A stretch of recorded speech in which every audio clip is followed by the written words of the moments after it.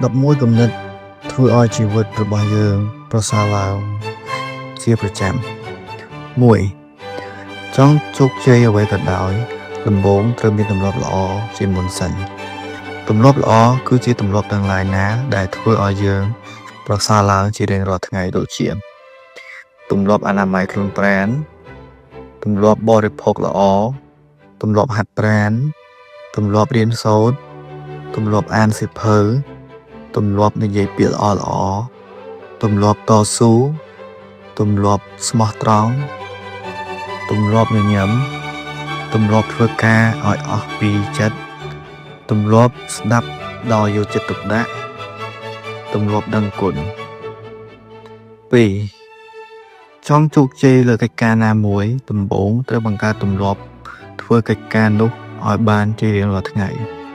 កិច្ចការធំប៉ុណ្ណាក៏ដោយបើយើងធ្វើវារាល់ថ្ងៃមួយថ្ងៃបន្តិចនោះវានឹងសម្រេចនៅថ្ងៃណាមួយជាក់ជាមិនខាន 3. បើចង់បានជីវភាពប្រសើរឡើងត្រូវចេះសួរខ្លួនឯងនៅសំណួរដែលត្រឹមត្រូវដូចជាខ្ញុំពូកែអ្វីជាងគេតើខ្ញុំចូលចិត្តធ្វើអ្វីជាងគេ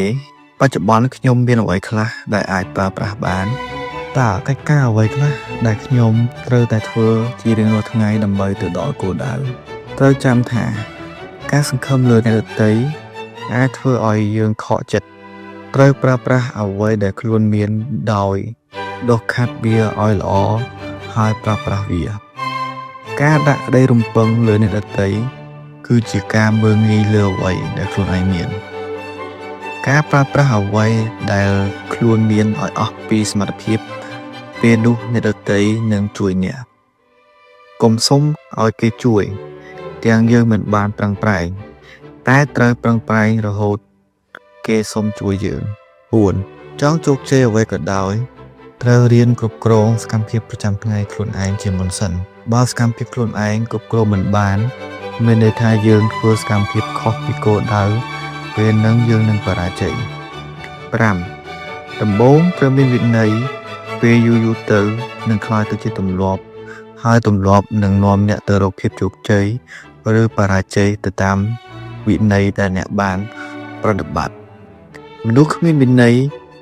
សឹងតែមិនអាចកែប្រែទម្លាប់បានឡើយហេតុនេះពិបាកធ្វើការផ្លាស់ប្ដូរណាស់ 6. បើចង់រៀនពូកែចង់កែប្រែខ្លួនពីសិស្សខ្សោយទៅសិស្សពូកែត្រូវជឿជាក់ថាខ្លួនអាចធ្វើបានបើទោះបីជាអ្នកដទៃមិនជឿអ្នកក៏ដោយសិក្សាពីកំហុសនិងទម្លាប់អាក្រក់ដែលខ្លួនមានហើយធ្វើការផ្លាស់ប្ដូរការសេពគប់មិត្តភ័ក្តិដែលចំណាយពេលជាមួយមិត្តភ័ក្តិដែលចូលចិត្តរៀនចូលរៀនសាលាដែលមានវិន័យល្អប្រព័ន្ធអប់រំល្អរៀនជាមួយគ្រូដែលចេះលើកទឹកចិត្តនិងហ៊ានស្ដីបន្ទោសបើកចិត្តរៀនពីចំណុចតូចមកវិញធ្វើកិច្ចការផ្ទះដែលគ្រូដាក់ឲ្យអស់បិទទូរស័ព្ទពេលធ្វើលំហាត់អានមេរៀនឲ្យបានរាល់ថ្ងៃពេលជួបមិត្តភ័ក្តិបដូរទម្លាប់និយាយរឿងអត់ប្រយោជន៍មកពិភាក្សាគ្នាពីមេរៀនកាត់បន្ថយហើយបញ្ឈប់ការលេងហ្គេមមករៀនឲ្យបានទៀងទាត់ត្រូវតាំងចិត្តរៀនឲ្យបានពូកែបង្កើតក្តីស្រមៃឲ្យធំទី 7 ការគិតមានពីររបៀបគឺ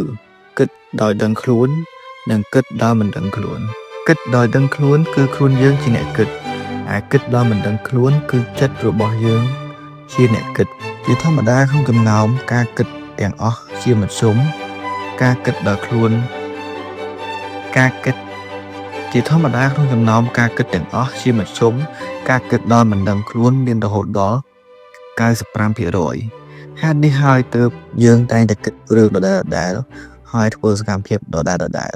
ហេតុអ្វីបានជាយើងប្រើការគិតអត់ដឹងខ្លួនច្រើនម្ល៉េះមូលហេតុមកពីយើងខ្ជិលសូម្បីតែគិតពេលយើងគិតផ្ដោតអារម្មណ៍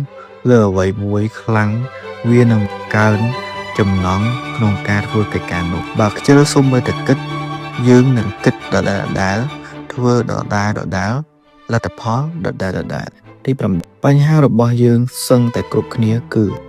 ដឹងថាការងារណាសំខាន់និងមិនសំខាន់តែចង្រៃអីចិត្តរបស់យើងមិនចង់ធ្វើការងារសំខាន់មុនទេ ចូលចិត្តទុកចោលការងារសំខាន់ហើយធ្វើការងារអត់សំខាន់រហូតអស់ពេលនិងកម្លាំងដើម្បីធ្វើការងារសំខាន់ហើយក៏កុហកខ្លួនឯងថាចាំស្អែកចាំធ្វើកុហកយូរទៅការងារចេះតែក្រានឡើងរហូតធ្វើឡើងទាន់ទៅជា stress 9គ្រប់ការងារដែលថ្មីចំពោះយើងវាតែងតែពិបាកហើយបើយើងបោះបង់វានៅតែពិបាករហូតតែបើយើងព្យាយាមធ្វើរហូតដល់ស្ទាត់វានឹងប្រែទៅជាងាយស្រួលវិញ10បង្កើតទម្លាប់មួយត្រូវការវិន័យជាចាំបាច់បំផុតព្រោះទម្លាប់កើតចេញពីការធ្វើសកម្មភាពដដែលជាច្រើនដងតែបញ្ហានៅត្រង់ថាសកម្មភាពដែលមិនមែនជាទម្លាប់របស់យើងនឹងធុញនឹងធ្វើគ្មានអារម្មណ៍ចង់ធ្វើដែលជាហេតុធ្វើឲ្យយើងពិបាកបង្កើតទម្លាប់ថ្មីដោយហេតុនេះទើបត្រូវការវិន័យចាំបាច់មានន័យថាចង់ឬមិនចង់លែងសំខាន់ត្រូវតែធ្វើយូរទៅក៏ខ្លាចទៅជាទម្លាប់ក្រោយខ្លាយជាទម្លាប់ហើយលែងត្រូវការវិន័យទៀតហើយលែងពិបាកទៀតហើយ11ទំហំនៃភាពជោគជ័យអាស្រ័យលើទំហំនៃសមត្ថភាពដែលយើងមានចង់ជោគជ័យប៉ុណ្ណាពង្រីកសមត្ថភាពតាមនឹងទៅសមត្ថភាពចំណេះដឹងសមត្ថភាពគ្រប់គ្រងចិត្តនិងអារម្មណ៍សមត្ថភាពលើរាងកាយ